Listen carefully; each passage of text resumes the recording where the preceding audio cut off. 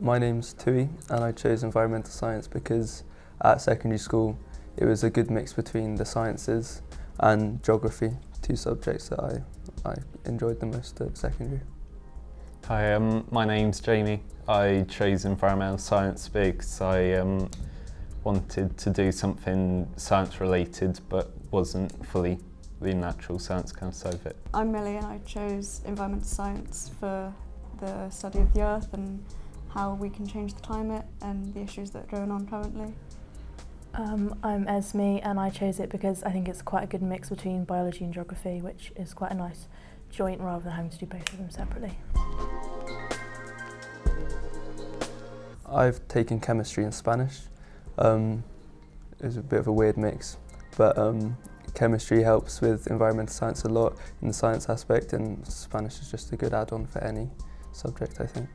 I chose to do maths and biology, so for all the statistical tests we do in environmental science, the maths help with that. I'm taking biology and geography as well as environmental science, and it really brings it all together because they cover a lot of the same topics in all the subjects.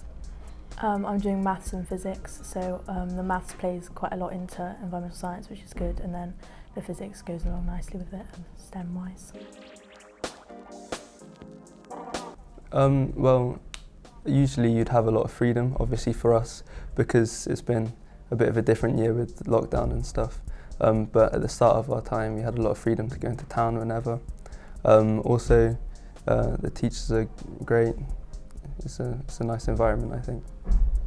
Yeah, I agree. Being able to go out in Cirencester allowed you to kind of clear your mind after lessons.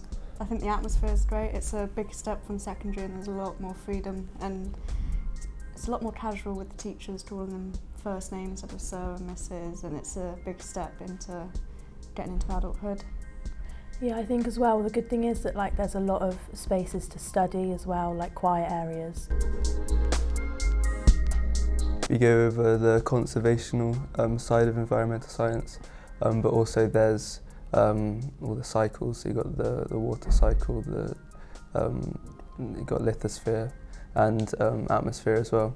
So it's a good broad mix, I think. Yeah, we also look at some of the current problems such as ozone depletion and what else? Well, you got your practical stuff as well.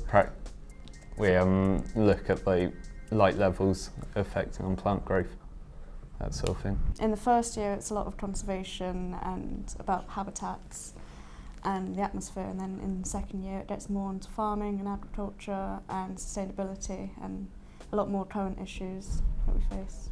Yeah, I think we go across forestry and aquaculture as well, which is quite interesting. Then within the habitats we go quite in depth into coral reefs and Antarctica and stuff, which is really interesting as well.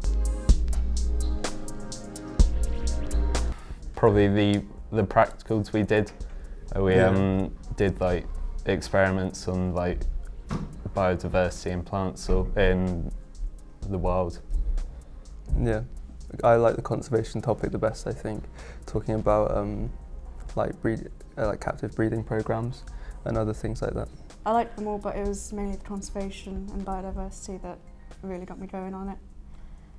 Yeah, I think the looking into the red lists and stuff and the endangered species and trying to conserve them is really interesting. We went to the wind turbine. Wind turbine, yeah, Swindon. Well, we went to the solar wind and power farm in Swindon, which was quite interesting, to be fair. We're planning on going to the trout farm in Byberry, I think it is. Yeah. But because of COVID, we've had a lot of restrictions with where we can go, so we haven't been able to go abroad, but usually they go to Tenerife, as the first years are now doing.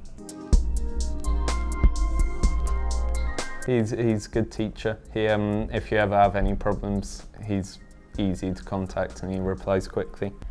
Really enthusiastic. Yeah, I think he's good because he does push you to do the work, with the tests and stuff. He's do the 5 hours of revision, and it does make a big difference. You see the results are good as soon as you start doing what he says. So yeah, he knows what he's talking about. Has a lot of extra support as well with the drop-in sessions and one-to-one support as well that he offers. I'm going to take a gap year and then I'm going to go study environmental science again at university. Yeah, so I'm going to take a gap year as well, and then go and do marine biology in Southampton or Swansea. I want to go into conservation on endangered animals, so I'm not necessarily going to university, but hopping around work experience and gaining that, and then travel eventually. Yeah, well, I'm going to have a gap year and travel, and then I might be going into agriculture at uni. So.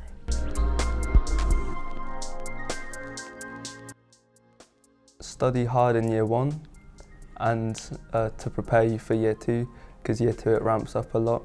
I think that's the same for most A-levels, so like, as long as you work hard in the first year, the second year will be a lot easier. If you really want to understand how the world works, and if you've got a passion for that, then ES is definitely one to go for that. It's challenging, but it's very interesting.